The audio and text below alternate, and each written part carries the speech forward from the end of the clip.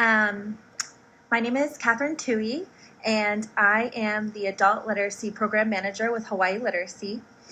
This is Parents Corner, and during this new series, we want to be sharing some tips and tricks to help your keiki with reading and potentially distance learning as we move very quickly into the school year. And we want to be here to support you. So really we want this to be informed eventually by your questions, your inquiries, things that you need support with. So feel free to comment about any of the topics that you would like us to cover in the future.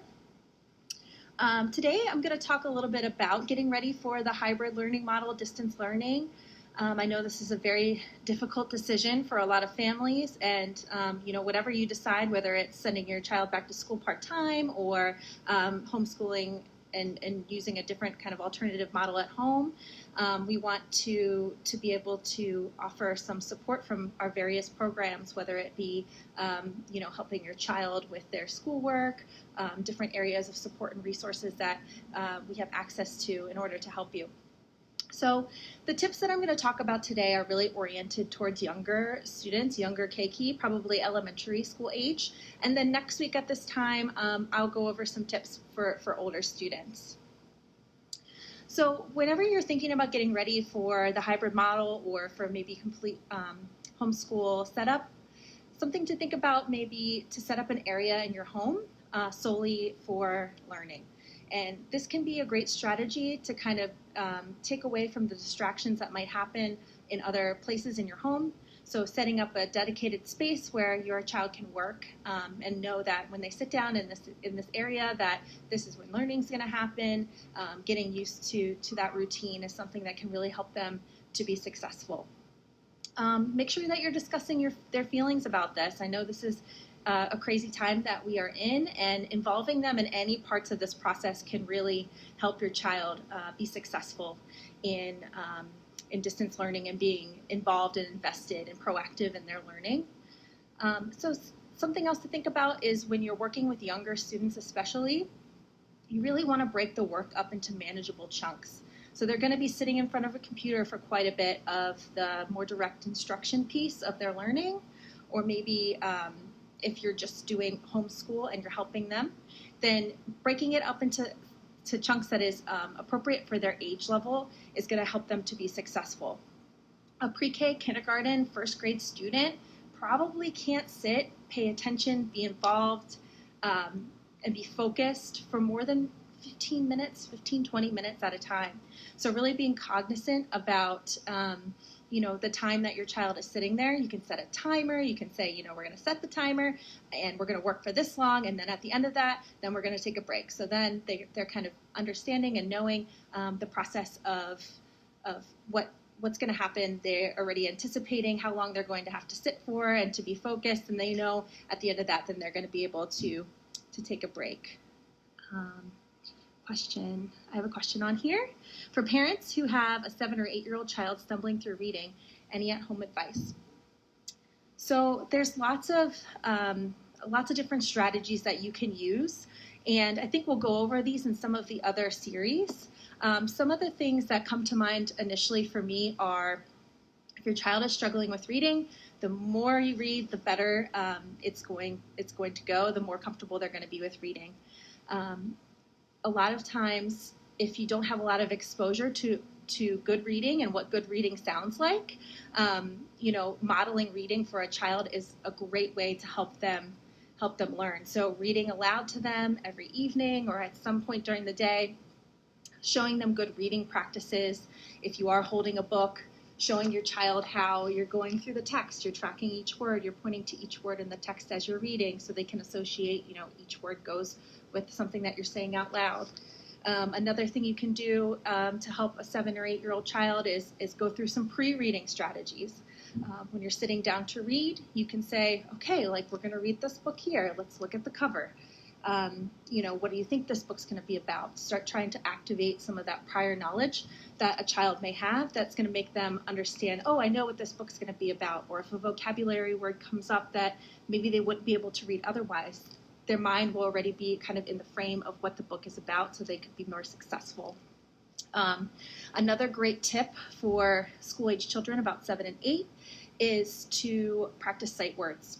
If you go online and you Google Fry List, there's going to be about 12, I think 10 to 12 lists of 100 words each. And these are words that are identified as being the most high frequency words in children's literature.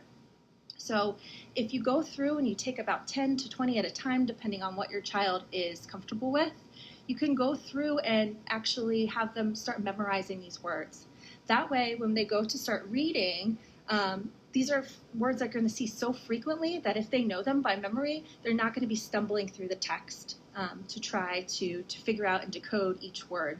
A lot of these high frequency words like I and the, house, play, all of these kind of things also don't follow the rules of phonics, so it's really not a word you're going to sound out. It's a word that you're going to want to know automatically when you're reading. So these are some of the things that we're going to be going over in the series, hopefully a little bit slower and more methodically over time. But yeah, I think all of these things are super helpful. We can demonstrate some of the strategies for you so that hopefully you can feel more comfortable supporting your Keiki at home. So I hope that's a nice little introduction to some of the things that you can do, and we'll definitely go more in depth with those in the future. So keep the questions coming. This is great. This really helps inform me and my team on how we can support and help you and eventually go on to model some of these things so that you can feel more comfortable with them at home. Another thing to think about with distance learning is being mindful about the language that you're using when you're talking about it. So it's difficult. It's difficult to learn in the environment in the home when that's not the primary environment that you've learned in the past. So something that you can do is replacing the word if with when. So not if you do this school assignment, then you can go play with your friends or you can go play with your toys. Something to do would say, instead of saying if, then to say when. So when we finish this 20-minute assignment, when we set the timer, when we sit down and do this together, then you can go off and do whatever activity it is that they want to do or they're excited about doing. So some of those little shifts in the way that it's presented, because if is a choice, right? Like if you do this, then you can do that. But when is saying, okay, we're going to do this activity and we're going to do it together, we're going to work together, and then there's something else on the horizon. There's something else for you to do after. So some of those little things like that we'll be talking about, and hopefully it can make a positive difference in interaction with you and your child. So that's pretty much all I have for today, just to kind of get our feet wet and get started. Please, if you do see this video after it is live, feel free to post any other comments or questions that you have, things maybe that you're not comfortable asking, even the school. We're here to help support and hopefully bridge that gap between teachers, administrators, the school system, and you and your child. So definitely every Wednesday, tune in. It might be me, it might be someone else on my team here at Hawaii Literacy, and we really look forward to working with you, supporting you, so that we can all have a great school year, a successful school year, where regardless of whether our keiki are involved in the hybrid program or whether they're home safe, then we can support every family that has a feeling of doing it any kind of way. So hopefully that was informative for you, and hopefully my nerves are gone now, so next time we talk, we can continue on this journey together. I really appreciate you tuning in today, and hopefully we will talk to you soon.